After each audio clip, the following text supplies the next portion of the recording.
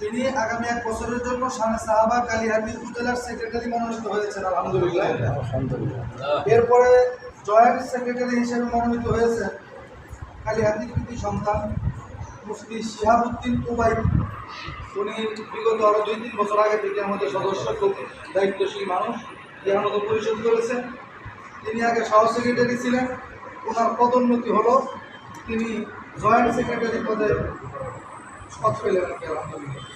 সহ সেক্রেটারি মুফতি বেলাল হোসেন আছেন, আলহামদুলিল্লাহ।